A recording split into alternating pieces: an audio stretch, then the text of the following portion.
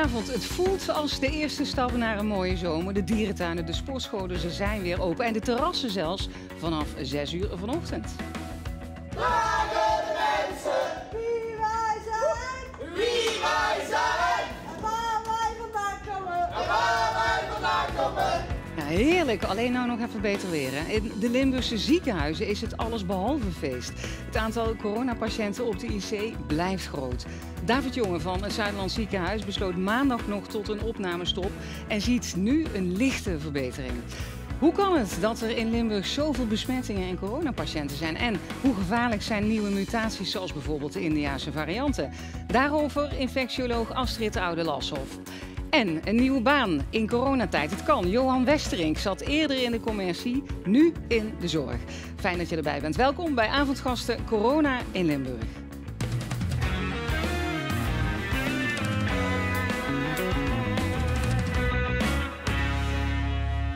Goedenavond. De dingen die het leven mooier maken. Eten op een terras, een dierentuin bezoeken. Langzaam maar zeker kan het weer. Je voelt het ook in de buitenlucht, dat optimisme wat er eigenlijk al hangt. Aan tafel David Jonge, hartelijk welkom. En Astrid Oude-Lashoff. Meneer Jonge, ik begin bij u. Dat optimisme wat in de lucht hangt. U was gisteren in Limburg Centraal. Dat gevoel had u niet. Hoe is het nu? Nou ja, ik word langzaam ook voorzichtig optimistisch. Dat is geheel tegen mijn rol tot nu toe in. Maar we zien ook nu in Limburg en ook in Zuidland langzaam de cijfers dalen. Ten opzichte van gisteren hebben we echt een daling gezien. Waarin?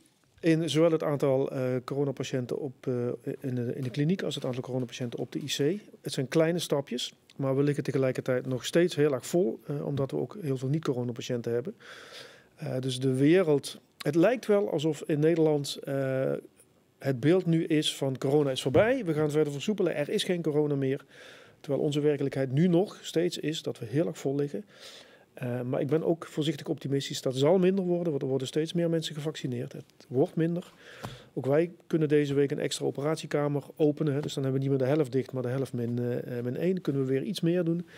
Dat zal nog een lange weg zijn, maar van de zomer hoop ik dat we weer langzaam terug naar normaal gaan. En dan hoop ik dat we ook de rust krijgen om mensen op vakantie te laten gaan, medewerkers en dokters. En dan na de zomer gaan we weer kijken waar we staan en hoe het dan met het virus is. En dan gaan we hopelijk weer een beetje zorg in kunnen halen. Ja, daarover ook zo meteen meer. Mevrouw Oude-Lashoff, u bent van het MUMC Plus in Maastricht. Vandaag de dag van de versoepelingen. Ja. Optimisme, is dat terecht, vindt u?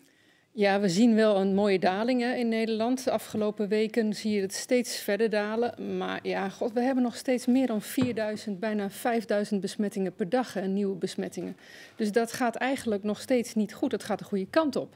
Weet je, het daalt. Maar zoveel besmettingen, dat moet heel erg snel verder naar beneden.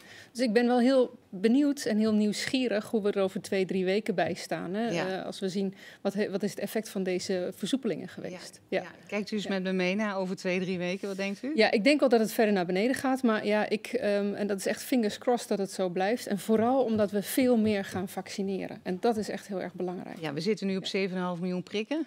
Ja, 7,5 sneller nog, of niet? Ja, zo snel mogelijk. Die 7,5 miljoen, dat is iets minder, rond de 40%.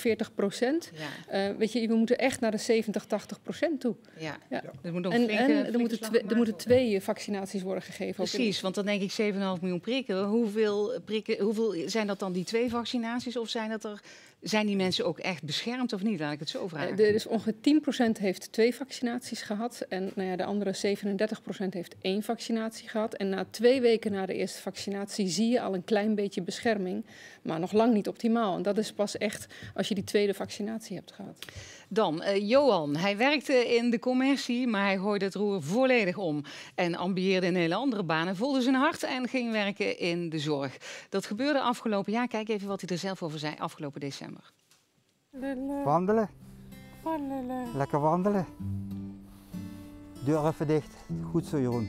Ik heb mijn werk in de commercie heel leuk gevonden. Ook altijd mijn sporen verdiend. Maar daar had ik alles een beetje bereikt wat ik kon bereiken. En mede door de corona een katalysator geworden van wat ga je nu de laatste fase in je leven doen? En gelukkig hier weer terechtgekomen bij mijn eerste keus in de gehandicaptenzorg bij de Stichting Coraal. En het leuke van dit werk dat je iedere keer weer op een positieve manier verbaasd bent van wat maakt het toch leuk om met heel weinig middelen Kom maar Jeroen. Met heel weinig middelen de mensen een leuke dag te geven. Dit is zo waardevol. Ik moet even de boel in de gaten houden. Kom maar jong, kom maar. Ja, hij werd begeleider langdurige zorg bij Koraal, Stichting Anna in Heel.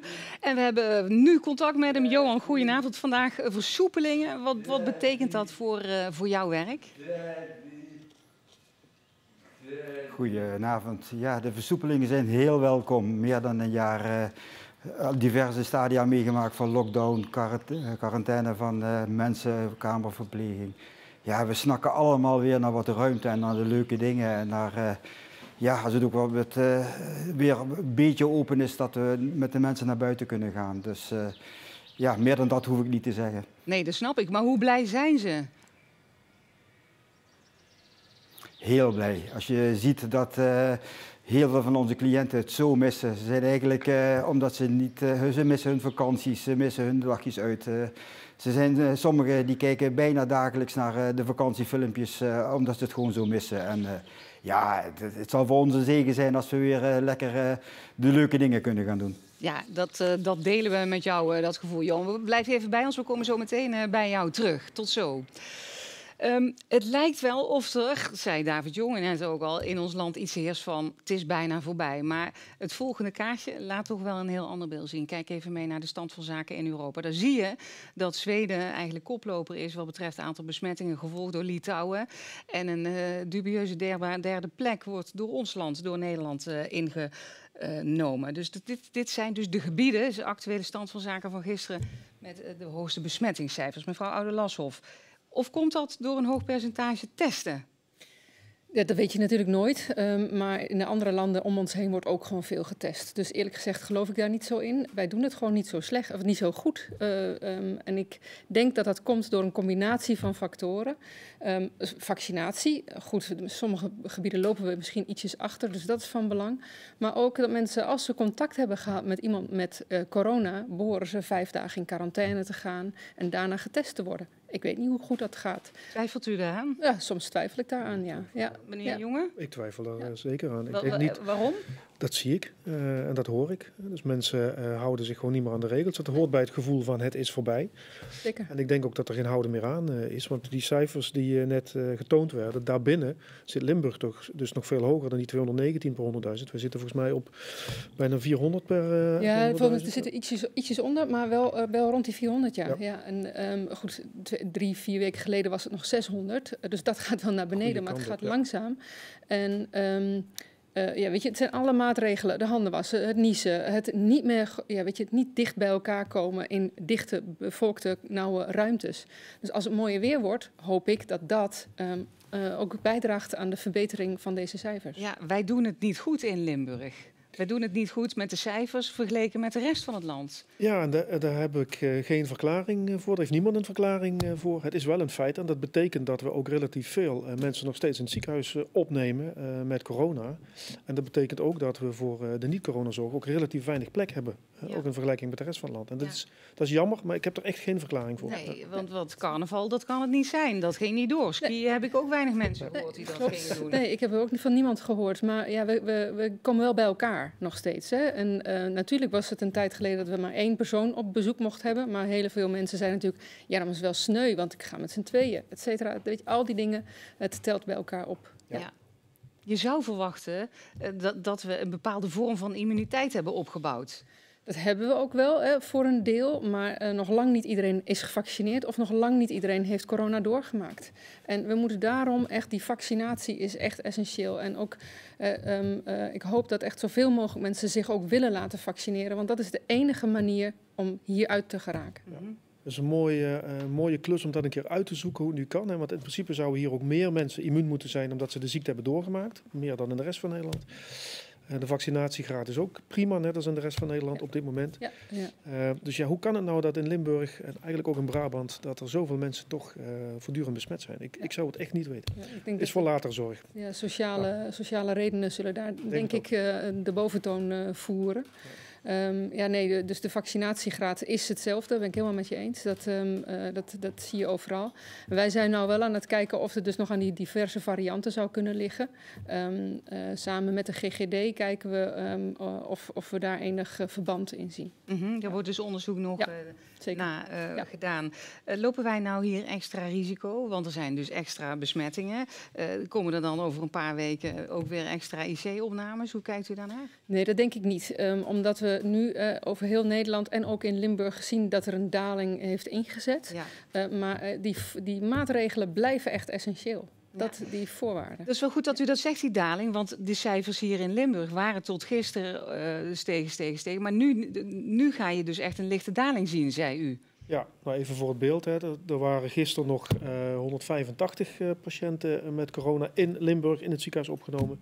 En vandaag zijn dat er 154. Dus dat is wel echt een stevige daling. In 1 dag tijd.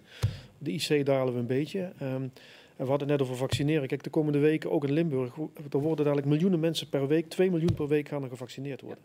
Dan gaat het echt hard. En als dan daadwerkelijk iedereen voor 1 juli zijn eerste prik in ieder geval heeft gehad, en een groot deel ook al zijn tweede prik, ja, dan moet het echt een mooie zomer worden. Ja, het moet eerst eens mooi weer worden, vindt u niet? Ja, want dat duurt wel heel lang, hè? Daar gaan we niet over. Nee, dat is het enige waar we niks aan kunnen doen. Nee. De spreiding van de zorg, daar hebt u even nog aan de alarmbellen getrokken. U hebt gezegd, ja, dat moet regionaal gebeuren. We hebben het over niet-reguliere zorg. Dus een knie die geopereerd moet worden. Ja. Wanneer gaat dit allemaal gebeuren? Wanneer gaan die operaties ingehaald worden? Ja. Nou, we hebben in Limburg, in Zuiderland, maar ook in Nederland, we hebben hele grote achterstanden. Alleen in Zuiderland al hebben we ruim 5000 operaties achterstand. Dus mensen die niet urgent, niet spoed geopereerd moeten worden. Maar goed, je zult maar heel lang op een nieuwe knie moeten wachten of heel lang blaasproblemen, whatever. Dus dat is heel veel. De minister had het idee om daar landelijk een verdeelautoriteit op te gaan zetten. Nou, dat gaat niet gebeuren. We gaan dat als regio doen, als regio Limburg. En we hebben ook, denk ik, het afgelopen ruim een jaar als regio, we hebben echt fantastisch werk geleverd. En ik bedoel, we moeten ook niet onszelf op de borst kloppen, maar als ziekenhuizen, huisartsen, verpleeghuizen, thuiszorg, we hebben echt allemaal fantastisch werk geleverd om deze crisis te bezweren in het zwaarst getroffen coronagebied van Nederland. Dat is het gewoon.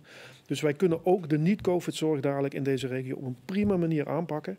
Wel na de zomer wat mij betreft, want mensen moeten echt even uitrusten en op vakantie. Want anders gaat het gewoon niet goed. We hebben nog hoog ziekteverzuim. Mensen zijn moe na een marathon, triathlon en toen nog een stukje erachteraan. Maar we kunnen dat en we gaan dat ook doen. Dus elk ziekenhuis heeft nu bijvoorbeeld al een plan opgesteld van hoeveel is het en hoe kunnen we dat inhalen. Want hoeveel is het? Ja, ik weet alleen even voor mijn ziekenhuis, dus dat is ruim 5000. Ik heb even niet de getallen van de andere ziekenhuizen. In Nederland gaat het om 130.000 alleen al operaties. Dus het is gewoon veel en we gaan dat dit jaar niet redden. We hebben er echt heel volgend jaar nog voor nodig. Want dan begint u in het najaar, dus laten we eens even zeggen september. Ja, als alles goed gaat. En hoe werkt dat dan? Hoeveel kun je er dan in één? Want het is de zorg bovenop wat je al moet handelen. Ja, dat betekent dus toch extra OK's draaien in de avonduren en de weekenden. Zorgen dat je genoeg bed hebt, zorgen dat je genoeg personeel hebt. Dat zal ook extra beloond. Dat gaan we ook extra belonen, om mensen ook om te verleiden om te komen werken extra. Dus ja, ik weet nog niet precies hoe we het gaan doen. Ik weet wel dat we het gaan doen, maar dan moeten we nog een heleboel uitwerken. Hoe lang gaat dat duren, die 5000 operaties inhalen? 1,5, 2 jaar. Ja. Dat komt er gewoon bovenop. En u zei net hoog ziekteverzuim, waar moeten we dan aan denken? Op dit moment zitten we net onder de 9%. Nou, ik ga ervan uit dat dat ook weer een stukje gaat zakken van de zomer. Maar de vraag is ook, we hadden het er net even over, hoe ziet het beeld er dadelijk in oktober en november uit? Hoeveel mensen hebben dan nog corona? Ja. Wat gaat de griep doen? Ik weet niet of u daar een beeld bij heeft. Ja. Nee, de griep heeft zich dit jaar niet laten zien, omdat wij de coronamaatregelen hebben genomen. Dat werkt ook tegen griep. En ik hoop dat we in het najaar in ieder geval niet zo ongelooflijk dicht op elkaar zullen zitten als we in de jaren voor corona zouden doen. Dus dat we dat nog wel een beetje vasthouden. Dus dat zou in ieder geval mee kunnen werken aan het verlaagd houden van corona en daarmee ook van griep. En dan zul je natuurlijk begin volgend jaar zien, wanneer we altijd een griepperiode hebben, tenminste normalitair, in januari, februari, dat het hopelijk dan ook uitblijft. Maar ja, dat is een beetje koffiedik kijken. Dat weten we niet precies. Dat is echt... Zo meteen het vervolg. We gaan even terug naar Johan Westerink, die we zojuist al spraken. Want Johan switchte dus in zijn carrière uit de commercie naar de zorg. En de vraag is nu, na een half jaar mag je best de balans opmaken, Johan. Is het je goed bevallen?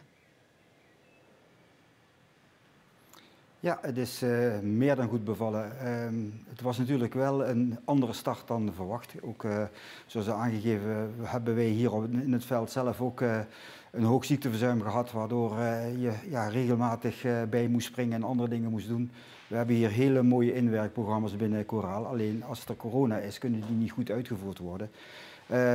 Maar desondanks is het ben ik heel blij met de switch. Als je ziet naar de respons die je krijgt voor de bewoners waar je voor doet. Als je ook het teamspirit die je hebt om toch alles in de lucht, alle ballen in de lucht te houden. Ja, dat is voor mij goud waard en dat bevestigt alleen dat ik de goede keuze gemaakt heb. Ja, dat is hartstikke mooi om te horen. Maar was het niet ontzettend ingewikkeld om nou juist midden in die coronacrisis die switch te maken? Ja, dat is iets, dat kies je niet uit, hè? Dat overkomt je. En op het moment dat je de keuze gemaakt hebt, ja, dan moet je er ook vol voor gaan. Dus buiten de reguliere dingen, dat je weer kennis moet updaten, dat je weer verplichte cursussen moet volgen, is dat ook een aspect wat zeker zijn rol speelde. Kijk, als je binnenkomt en op het moment zijn een paar bewoners getroffen door corona, waardoor er kamerverpleging is. En dat is voor die mensen een ramp. En dan moet je inderdaad ook alle zeilen bijzetten. En dat maakt de uitdaging alleen maar groter. En ik verheug me dus ook als geen ander als we straks weer lekker met iedereen naar buiten kunnen gaan en ongedwongen bezig kunnen zijn. Maar ook dat zal in stappen moeten gebeuren, wat ook de collega's net al in de studio aanhaalden. Van, we moeten nog steeds voorzichtig zijn, ondanks dat het langzaam maar zeker de goede kant uit gaat. Ja, Johan, dankjewel. En volgens mij, Jeroen zit bij jou op de achtergrond, want die zagen we ook in het filmpje. Jeroen zit achter mij. Dat is een van de redenen.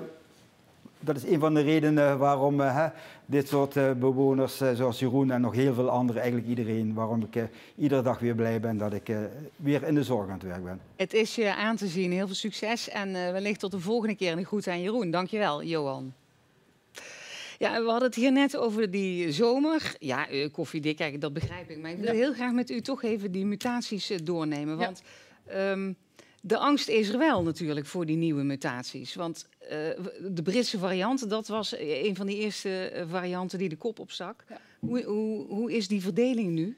In Nederland is ongeveer 98%, in ieder geval in onze regio en in Limburg is 98% Britse variant. Totaal dominant? Ja, totaal dominant geworden. En dat was ook wel een beetje voorspeld, omdat hij zich net iets beter verspreidt dan die primaire, die originele variant. En ja, als je iets sneller verspreidt, dan krijg je een wat toename en dan verdring je die andere variant. Dat is dus gelukt? Ja, door die Britse variant? Dat is door de Britse variant gelukt, maar toen vaccineerden we nog niet. Ah, ja. Dat is wel van belang om te weten. En we weten nu helaas nog niet wat nu het effect van vaccinatie op die nieuwere varianten, die net al werden aangehaald, wat die daarop doen. En we hebben allerlei ideeën daarover. We denken sowieso dat die vaccinatie sowieso wel iets doet. En vooral dat je minder ernstig ziek wordt. Maar ja, de tijd zal dat leren.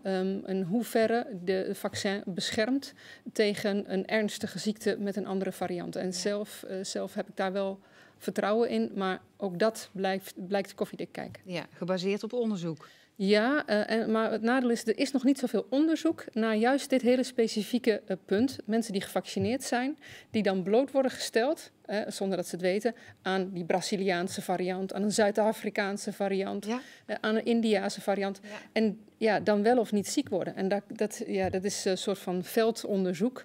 Ja. En ja, wat ik al zei, daar zijn we nu naar aan het kijken. De mensen die ziek zijn geworden na vaccinatie, wat voor varianten zijn dat? En natuurlijk ook, wat voor mensen zijn dat? Mm-hmm. Hoe kijkt u daarnaar, meneer Jonge? Ja, hetzelfde, maar ik heb er ook wel, ik blijf gewoon optimistisch vanavond. Ik heb er ook echt wel vertrouwen in dat stel dat het vaccin dan wat minder werkt, dat we ook heel snel in staat zijn om het vaccin dan aan te passen. Zeker, ja. Want als deze ramp 20 jaar geleden was gebeurd, dan hadden we er waarschijnlijk 5-6 jaar over gedaan voor we überhaupt een vaccin hadden gehad. Absoluut. Dus de wetenschap is zo snel vooruit gegaan. Dus we stellen de vaccins wel bij. En ja, ik ga ervan uit dat deze mate van pandemie, zoals we de afgelopen 14, 15 maanden hebben gehad, dat niet meer in die heftigheid terugkomt. Even terug nog naar die Indiase variant. Daar horen we allerlei verhalen over. Er zouden meerdere mutaties zijn. Zeker. Hoe ernstig is die nou? Er zijn een aantal mutaties die bekend zijn nu. Er was eerst een primaire Indiase variant en die heeft zich weer gemuteerd in een aantal verschillende varianten. En eentje daarvan is dus opgetreden in een klein plaatsje in Londen, in Bolton. In de UK, in het Verenigd Koninkrijk en in een deel van Londen. En dat proberen ze daar natuurlijk nu onder controle te krijgen. En ik heb geen inzicht in hoeveel van die mensen die die variant hebben gekregen nu ook daadwerkelijk waren gevaccineerd. En dat soort data wil je gewoon eigenlijk hebben om te weten hoe goed beschermt hij nu wel of beschermt hij nu niet. En wat we ook niet weten is hoe ziek zijn die mensen nou geworden. Is het hele zorgstelsel daar lokaal helemaal weer overwoekerd met allemaal coronapatiënten? Of zijn die mensen gewoon thuis gebleven en hebben zich wel laten testen? Dus we weten er heel veel niet van. En het vaccin dan, is dat tegen dat virus opgewassen? Dat weten we ook nog niet helemaal. Dat zal ook blijken. En als nou blijkt dat het niet zo is, dan verwacht ik dat, net zoals het griepvaccin, het coronavaccin gewoon jaarlijks zal worden bijgesteld. Ja. Ja, dat is een beetje de... Maar de algemene indruk is, als je gevaccineerd bent en je zou besmet raken met dat Indiase, met die variant, dan word je dan minder ernstig ziek? Mag je daarvan uitgaan? Daar mag je nu wel van uitgaan. Ja. Ja. En je mag er ook van uitgaan dat er altijd nieuwe varianten zullen blijven komen. Zeker. Ja. Want dat gaat gewoon door. Dat gaat gewoon door. En dat zien we ook gewoon in de wereld, overal. Dat er overal wat nieuwe varianten ontstaan en de een is meer succesvol dan de andere. Vorig jaar, ga even met u beiden terug naar vorig jaar, naar 2020. Toen dachten wij in de zomer, weet je nog, dat we dat coronavirus helemaal niet meer hadden in ons land. En allerlei mensen droomden al van vakantieplannen. Net zoals mensen dat nu doen. Kijk maar even mee. Portugal. Italië. Cuba. Griekenland. Noorwegen. Portugal. Italië. Veel mensen weten wel waar ze naartoe willen op vakantie. Maar om nu al iets te boeken, dat is wat vroeg. Mensen zijn inderdaad wel voorzichtig en je merkt ook een verandering in de interesse. Voorheen was het vaak dat de prijs bepalend is. En nu merk je vaak dat de voorwaarden, eigenlijk de flexibele voorwaarden, die bepalen heel erg of mensen genegen zijn nu te boeken of dat ze nog heel eventjes willen afwachten. Gaat u boeken? Nou, daar denken we nog over. We weten nog niet zeker. Want? Ja, vanwege de corona natuurlijk. Je wilt toch nog even afwachten. Verre bestemmingen zitten er voorlopig nog niet in. Dus we richten ons voor nu eigenlijk met name op de zomervakantie en de herfstvakantie en komende winter weer. En dan binnen Europa. Maar ik kan niet zeggen dat autovakanties meer leeft dan vliegvakanties. We krijgen eigenlijk van alles binnen. Die plannen hadden mensen vorig jaar ook. Mensen gingen ook vorig jaar. En toen kregen wij in het najaar een nieuwe golf. Verwacht u dat, meneer Jonge, dit jaar ook? Nee, dat verwacht ik niet. Want vorig jaar was er niemand gevaccineerd. En op dit moment zijn in alle Europese landen, in ieder geval, en ook in heel veel andere landen, zijn heel veel mensen gevaccineerd. Dus dat maakt het, we hadden het er net over, maakt het echt een stuk veiliger. En ik hoop persoonlijk wel dat mensen die zich niet laten... Nee, ik hoop dat mensen die gevaccineerd zijn daar ook voordeel van hebben. En dat die wat met een vaccinatiepaspoort of zo wat makkelijker de grens overkomen. En ze kunnen bewegen in Nederland en buiten Nederland dan mensen die niet gevaccineerd zijn. Dus u hebt al geboekt? Bijna. Bijna, en u? Nee. Nog niet? Maar ik boek nooit. U boekt nooit, oké. Is het verstandig om dit jaar op vakantie te gaan? Het is verstandig om in ieder geval weg te gaan vanuit je eigen omgeving, omdat je daarvan opknapt. Hè. Heel veel mensen knappen daarvan op, maar is het verstandig voor de verspreiding van het virus? Ik zou niet adviseren om naar Brazilië te gaan. Ik adviseer ook niet om naar Zuid-Afrika te gaan. Frankrijk, Spanje kun je nog wel, maar en zorg weer opnieuw voor die maatregelen. Bij klachten niet op het terras gaan zitten. Precies. Die pandemie, hoe kijkt u, meneer Jonge, naar de toekomst? Neemt u ons dus mee naar de komende 3, 4, 5 jaar? Nou ja, ik verwacht dat corona, net als de griep, gewoon de komende 100 jaar onder ons zal blijven. Dat virus relatief onschadelijk wordt, ook omdat we goede vaccins blijven houden. Maar in de ziekenhuizen bijvoorbeeld houden wij er echt rekening mee dat we altijd wel een paar coronapatiënten in huis hebben, op de intensive care en gewoon in het bed, in de kliniek. Maar dan van een omvang die goed hanteerbaar is. Maar het zal altijd onder ons blijven. We zullen ons waarschijnlijk ook elk jaar moeten laten vaccineren. Zeker om ook die nieuwe varianten onder de duim te houden. Maar het zal normaal worden. Kijk, en ik heb me een keer laten uitleggen door een collega van u dat zo'n virus heeft er geen belang bij om zijn gastheren uit te roeien. Hè? Dus zo'n virus die zal zich ook qua agressiviteit aanpassen. En dat vind ik hele geruststellende gedachte. Hebben we het ergste gehad? Ja, ik hoop het. Fingers crossed. En dat er niet een nare variant komt die we helemaal niet meer kunnen controleren. Dat we nieuwe vaccins moeten maken, et cetera. Maar zoals het er nu uitziet, ben ik hoopvol gestemd. Ja, in België zijn ze helemaal hoopvol gestemd. Hè? Ja. Die zeggen, het is bijna het land uit. Ja. Ja. Maar die doen het ook een Ze stuk doen het wat beter beter dan wij. hè? Ja, dat Ja. klopt. En hopelijk kunnen wij over een maand zeggen, kijk, wij doen het heel erg goed. Ja. En we zien dat alles is gedaald en dat iedereen zich heeft laten vaccineren. Ik dank u beiden voor de komst hier naar de studio. Heel veel succes en u ook. U bedankt voor het kijken. Wij zijn er volgende week weer met corona in Limburg. Zelfde tijdstip en zelfde dag, ook op woensdag. Tot dan.